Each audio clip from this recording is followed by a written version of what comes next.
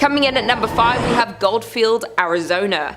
Being deemed as one of Arizona's most haunted places, we have the town of Goldfield. Founded in 1893, Goldfield was a promising land for gold mining. The town grew rapidly, gaining 1,500 residents during its first year. The space was quick to build businesses including stores, a blacksmith, a butcher, a brewery, and 3 saloons. Though the town of Goldfield met its fall just as quickly as it was built up. After 5 short years, the gold ran out and people began to dwindle, eventually leaving it fully abandoned, securing its ghost town status. Being classified as a ghost town doesn't necessarily mean a place is haunted by ghosts, but this is not the case for the Goldfield ghost town. There's plenty of documentation and investigations that point to Goldfield being a paranormal active ground. It is known that a mysterious figure lurks within the shadows of the Goldfield ghost town, Bordello. It is unclear who this spirit would have been in life, yet it is commonly believed he was once a miner who lived in the town. Unexplainable knocks and bangs are heard in the building, and some unfortunate visitors have been scratched. This activity is attributed to a dark character who's usually seen wearing a cowboy hat. Just on the horizon of the Goldfield ghost town sits a landscape made ominous by its name and the legend surrounding it. The Superstition Mountains are cloaked in mystery and at the center of many fables, making them notorious among the paranormal community. The Superstition Mountains carry many secrets, the most famous being the location of a supposed deposit of gold and riches in the Lost Dutchman's gold mine. A curse has kept this treasure safe since the days of Goldfield's mining boom. Many have set out to locate these riches, and many have returned empty-handed or found only death. Countless adventurers have perished in the Arizona heat pursuing this chase. Their ghosts are said to now haunt the mountainside. Other secrets of the mountain have people believing that the hill is a place where evil spirits hid and told stories of a devil that lived behind the mountain. There's also a rumored apparition of a hugely tall skeleton named the Borrego Phantom, which appears to those exploring the mountain after dark. Another layer of creepiness is added to the mountain by the local legend that reptile-looking people surface there after dark. All of these creepy mysteries are summed up pretty nicely in the Superstition Mountain's name. In at number 4 we have Glenrio, New Mexico. Found on the state border of Texas and New Mexico lies the town of Glenrio. Founded in 1901, it was a town where wheat and cattle farmers settled and grew a community. Being divided between 2 states made for some unusual customs in Glenrio. The mail would arrive at a train depot on the Texas side, but would have to be transported to the post office on the New Mexico side. The Texas side was part of a dry county, so all the bars were on the New Mexico side. Because the gasoline tax was higher in New Mexico, all the service stations were on the Texas side.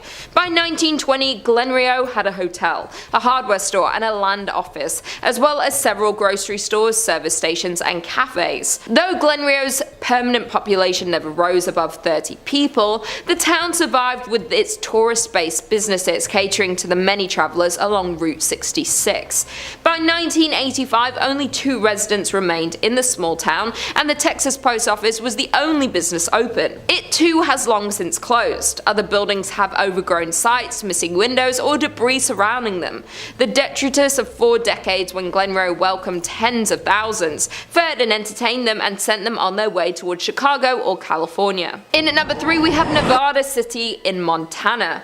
Miners settled in Nevada City in 1963, along with establishing their homes and businesses in this new town. Located in southwestern Montana, the town is 1.5 miles from Virginia City. The town was thriving up until 1876 when the gold miners moved to other promising sites. In 1896, the Connery Placer Mining Company destroyed most of the city's buildings.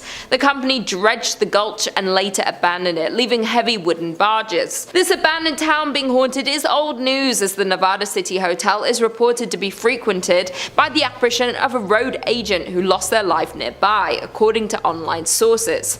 Visitors have also reported hearing footsteps in the hallways and seeing shadowy figures standing behind their reflections in mirrors. Additionally, the spirit of an older cowboy figure who never speaks but lurks in the hotel rooms and even sits at the bar in the Virginia City. Back when the hotel operated, guests also complained of a weeping woman, always in the same room, only to be told there was no guest in the room in question. In at number 2 we have Custer, Idaho.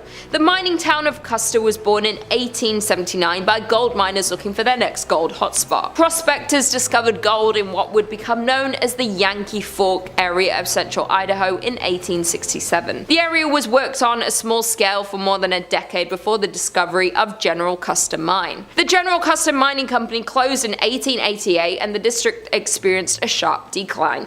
In 1899, the town of Custer has 5 saloons, 3 stores, a hotel and 3 boarding houses, but the town never established even one church. By 1910, most of the mines in the area were closed, and the Yankee Forks boom years came to an end. The combined population of Custer and the nearby Bonanza was just 66 people. The Silver Messenger reports just 2 families remaining in Custer in 1911, and then being fully abandoned the year following. Today it has been purchased by the US Forestry Service and, in conjunction with the Friends of Custer Society, is slowly being made into a historic site. Some original buildings have already been renovated, some are in process, and many others are slated to be restored. Several buildings lost in a 1960s grass fire are due to be replaced with replicas. The Forgotten Town is a landmark for many people such as tourists and especially paranormal investigators. In the old schoolhouse is a museum containing items left behind and showcases the town's unique history. Although interesting, you can't help but get an eerie feeling thinking about the people who once owned these items, as walking into one of these structures is like walking back in time. To think this town was once active with human energy and miners working every single day. And finally, in at number 1 we have South Pass City, Wyoming.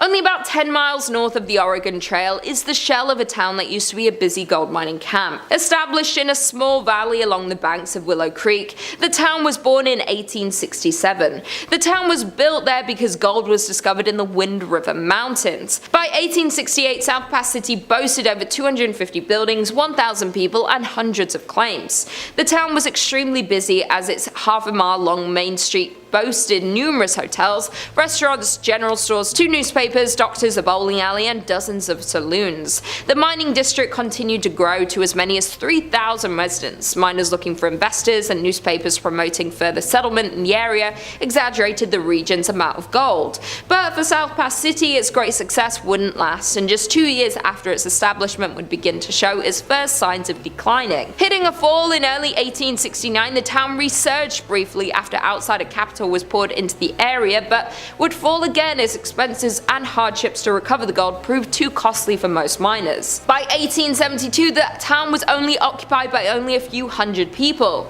In the end, South Pass would become a permanent ghost town. By 1949, the last of the pioneer families had moved on from South Pass City, and the buildings had fallen into disrepair.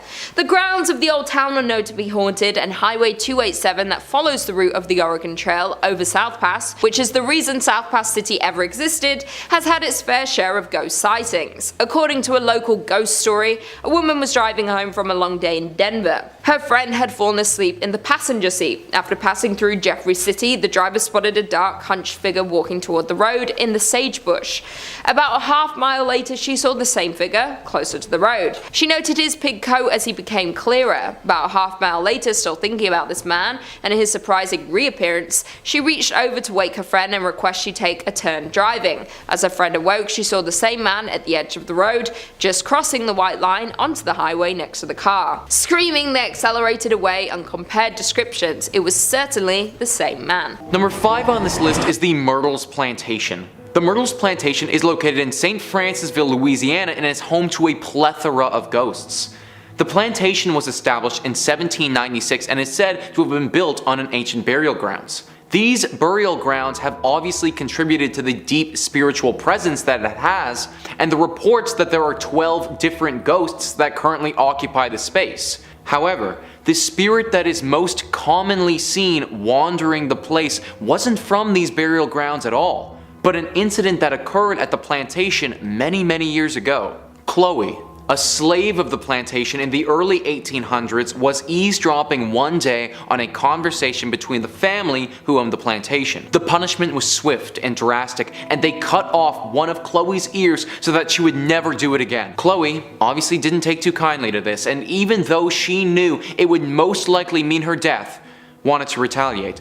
She did so by poisoning a birthday cake, which in turn killed 2 of the owner's daughters. For this, she was put to death and executed. However, it is said that Chloe's spirit still wanders the ground to this day and is the most commonly spotted ghost at this plantation. She will be wearing a turban to cover up her ear that was chopped off when she was alive. If you ever see this ghost, people say that you immediately get filled with a deep and solemn depression that hangs over you for quite some time. People speculate that the deep depression that you feel after encountering her may have been the way that she felt while she was alive. Number 4 on this list is the Whaley House. The Whaley House is located in San Diego, California, and is said by some to be the most haunted home in all of the United States. The ghost who haunts the home is not your standard phantom. In fact, it is the spirit of a convicted high-profile robber from the 1850s. Yankee Jim had a good run of thievery, but was inevitably unable to avoid the gallows and was hung off of the back of a wagon in 1852. Thomas Whaley was at that hanging and watched as Yankee Jim died. This did not deter him though from purchasing the very land where it happened. It was at this spot that he proceeded to build what is known today as the Whaley House. It didn't take very long at this home though before the Whaleys quickly realized the errors of their ways. It is said that it took only a few weeks of living there before they started to notice strange ongoings at the home. Doors would slam without anyone around them at all. They may even lock themselves as well with you inside. Footsteps could be heard moving around the home at all hours throughout the day. These footsteps were large, the sound of a big boot attacking the ground, the sound of Yankee Jim. In the entirety of that time the family owned the home for over 100 years, there was never a time that they said they weren't haunted in this house. After the home was donated and turned into a museum, the sightings became more exaggerated. Different phantoms started appearing, screams were heard, items would float from place to place. A parapsychologist even reported seeing a phantom dog run through the home at one point. Frankly, I don't believe all of these secondary claims. It kind of feels like people's imaginations ran with the idea of having a haunting once it turned into a museum. But I do believe the ghost of Yankee Jim to be a very real thing. If you do go to this home, make sure you have no valuables with you, or Yankee Jim may just claim them for himself. Number 3 on this list is Bachelor's Grove Cemetery. We just spoke about the most haunted home in America, so it's only fitting that we talk about the most haunted cemetery in America.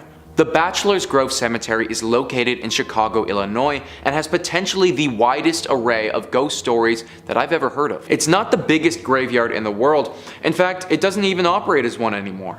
It was established in the 1840s and practically abandoned in the mid-1900s. There were rumors that the mafia used to use this place as a spot to dump bodies, as it's reasonably secluded and nobody could see them do it. Its secluded nature, rumors tied to the mafia, and the inevitable vandalism that it did receive could all be reasons why it's haunted today. Now, I was talking about the mafia and gangsters. Well, one of the biggest ghostly sightings at this cemetery is actually a gangster car. The graveyard is right next to a road, and people driving down that road have reported seeing the distinct image of a vehicle in the middle of the road resembling a mafia vehicle. People have actually fully swerved off of the road and crashed their own cars, and then later realized that nothing was there at all. Others have seen a whole farmhouse appear in the graveyard, but when they tried to go to it, it completely disappeared. Cars and farmhouses, these are big apparitions, and lead me to believe that the spiritual presence in this cemetery has got to be really strong. In 1991, the Chicago Sun released a very famous picture of the graveyard in which there appears to be the figure of a woman sitting on a gravestone, all in white. The photographer behind this picture claims that there wasn't anybody there when he took the picture and it only came up on the camera. With over 100 ghostly sightings in this cemetery, I do believe that it's claimed to be the most haunted cemetery in America. It's well earned. Number 2 on this list is Waverly Hills Sanatorium. Waverly Hills Sanatorium is located in Louisville, Kentucky, and was home to thousands of deaths. At least 8,000 if we're really trying to be exact. The sanatorium was built in 1910, and the main patients that it dealt with were victims of the White Plague. Back then, there was no known cure, and many of the patients died to this disease. That wasn't the only way that they died here, though. It is believed that doctors would use these dying patients as guinea pigs for some drugs or treatments that they were developing. However, However, oftentimes this would just result in the patient's death. After the White Plague had largely been dealt with, the space was transformed into a geriatric hospital. The liberties that the doctors and the nurses took, they got even worse when this happened. Electroshock therapy was utilized. Major injustices and mistreatments were done on the patients from the nurses. It really all went bad. In the 1980s, this spot was shut down for good, but by that point, the damage had already been done. Now Waverly Hills is one of the most haunted locations in America. People say that there are constant footsteps all over the place, even though there's hardly anyone in the building. Doors will slam and lock when no one's even close to them. Phantoms and shadows will stalk people throughout the hallways of the building, seemingly waiting for a moment to strike. Screams and shrieks of former patients can be heard ringing throughout the corridors of the building. Many ghosts haunt the death tunnel, which was a place where they used to move the bodies of the dead. In room 502, there have been reported attacks on people, where they have felt their bodies seize up and get thrown to the ground. In that room, 2 nurses committed suicide. Apparently one of them jumped out of the window and the other one hung themselves because they couldn't live with the ongoing death that happened in this place. This building has seen way too many horrible things in its existence to just be a building anymore. Feel free to look it up on the internet if you're interested, but don't go visit this in person. Number 1 on this list is the Eastern State Penitentiary. This prison is located in Philadelphia, Pennsylvania, and when you hear the types of things that went on at this place, it's no wonder that it's haunted as badly as it is. The facility was built in 1829 and was in service for roughly 150 years. Now, if this place had a motto, then it would have to be something about solitude. That was the theme at Eastern State Penitentiary: being alone. If you were a prisoner there, then you had your very own tiny little cell where you lived alone, ate alone, slept alone, and just existed alone. The thing is, it wasn't just the cell either. If you had to go to the washroom or leave the cell for any reason, then the guards would put a bag over your head and they would walk you to wherever you're going. The only thing that you will ever know if you go to this place is your cell. The mental strain that that amount of solitude would have had on those prisoners, it would have been insane. This wasn't the only form of punishment though. There were reports of chaining your tongue to your wrist and leaving you like that. They would dunk you in water and then they would hang you outside in the winter until your body literally froze. And honestly, there was a lot more horrible things that they did too that I don't even want to get into. Either way, due to all the horrors, due to all the death, due to all the atrocities that went on in these walls, the prison now boasts its fair share of ghosts. It is currently open to the public, however, I would not recommend going and checking it out. They have various cell blocks that are all known for different ghostly experiences. One of them has extreme echoing voices of laughter as if somebody was going insane. One of them has what it feels like evil shadowy figures jumping from wall to wall. The bloodthirst that these figures have is reportedly palpable. Another cell block has the visions of the dead faces that appear battered and bloodied right in front of you. Gary Johnson, who works to upkeep the prison, had a harrowing experience here before. He was opening up a cell block to clean it when all of a sudden his body stopped functioning and he was completely paralyzed but also totally aware. He felt as if spirits were invading his body and hurting his mind as he was frozen. Finally, he was released and ran from the scene. This prison is haunted to its core and it must be avoided at all costs. Coming in at number 5, we have Grafton, Utah. Located just a few miles away from Zion National Park in Utah, the now abandoned town of Grafton can be found. The town was originally established in 1859 when 5 Mormon families nearby were led to establish a town they called Wheeler to plant cotton, which would have been a profitable commodity during the Civil War. After only 2 years, the town was struck by a massive flood starting on January 8th of 1862 that washed away the entire town. However, the pioneers did not give up that easily and moved about a mile upstream and founded a new town named Grafton. They grew cotton, alfalfa and wheat, but life was harsh and many residents lost their life due to the diseases and various accidents. The mortality rate was also extremely high, which accounts for about 77 total graves in the nearby cemetery. The town flourished for a while despite reoccurring floods, with a church and adobe schoolhouse being built in 1886, but when the Hurricane Canal was built in 19 1906, many families started to move to Rockville and Hurricane, and by 1920 only 3 families remained in the town, and in 1944 the town's last residents, Frank Russell and his wife Ellen, moved as well. And although the town is now well maintained by the non-profit volunteer organization of the Grafton Heritage Partnership Project, its dark past can still be felt when exploring the area. People have reported hearing ghostly footsteps over the creaky floors in the empty buildings, as well as the breath of ghostly souls on the back of their necks. The entire town gives visitors a feeling as if being watched, and the shadowy figures can sometimes be spotted in the windows. Another visitor of the ghost town visited the basement of the Russell home and claimed that they found a chair sitting in the middle of the basement with a mark on it as if someone had recently sat on it. They had been exploring for over an hour at this point and had not encountered another person on the way to town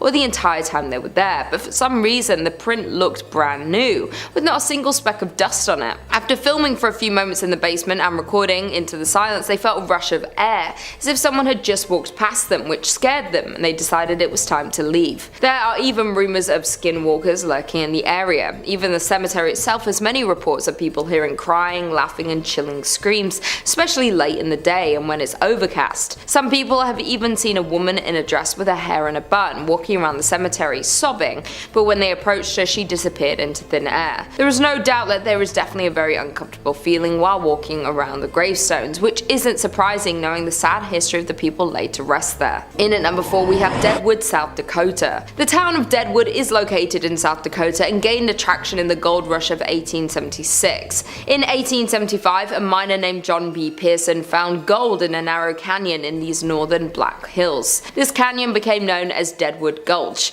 because of many dead trees that lined the canyon walls at the time. Practically overnight, the tiny gold camp boomed into a town that played by its own rules that attracted outlaws, gamblers and gunslingers along with gold seekers. At its height, the city had a population of 5,000, attracting larger-than-life Old West figures back then. The business district comprised largely of saloons, dance halls, card parlors, and bodacious bordellos. They were all hungry for gold and did whatever they had to in order to get some. The business did whatever they could to serve the gold diggers, and sometimes that led to a little bit of conflict. Because of this, the now ghost town still lives with stories of its dead residents haunting present-day hotels and saloons. In 1876, Deadwood survived a smallpox epidemic that nearly wiped out the whole town. There were so many infected that multiple tents were erected to quarantine the stricken.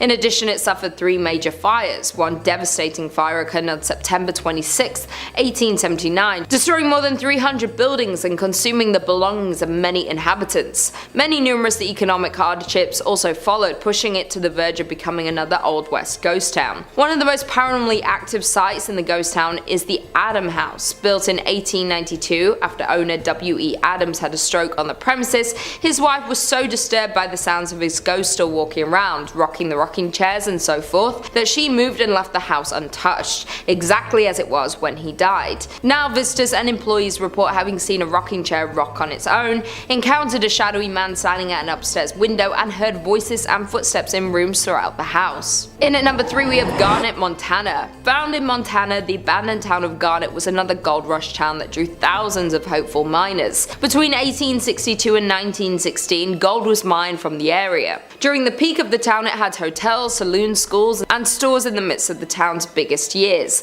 A 1912 fire burned down half of the town, and what was lost was not rebuilt. Many of the remaining structures were in poor condition even when they were lived in and regularly visited. This marked the decline of the town, as after 1917 the mine began to offer less and less, and by the time of World War I the town was almost fully abandoned. Garnet is perhaps the best preserved coast town in the state of Montana. There are plenty of people who believe the abandoned buildings are still home to some of the residents who once lived there. Some visitors have reported hearing laughter and music coming from Kelly's Saloon, which is the most common occurrence. I quote, "We didn't experience anything bordering on the supernatural during our visit, but we did find the beautifully preserved artifacts to be windows into Garnet's incredible past." Coming in at number 2 we have Jerome, Arizona. Located in Arizona, you will find the ghost town of Jerome. Once a copper mining town, Jerome was the 3rd largest town in the early 1900s. Its streets were filled with 37 saloons, 13 bordellos, and a meager 4 churches in 1917, and again in 1926 after a mine blast damaged the original. A series of ill-fated events at this site would almost lead one to call it cursed.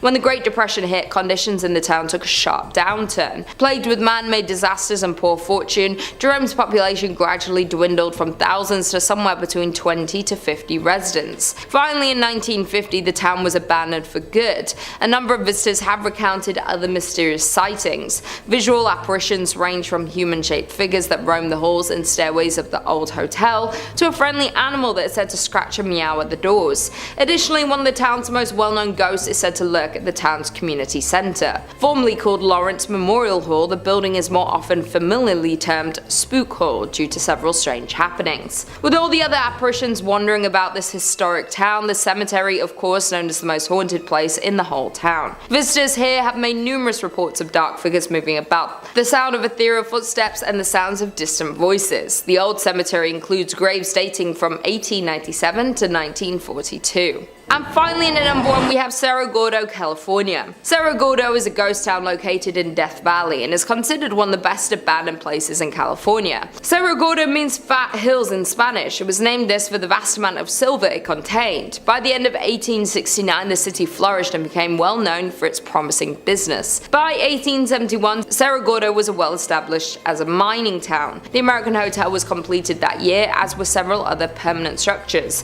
a general store, restaurants, and saloons.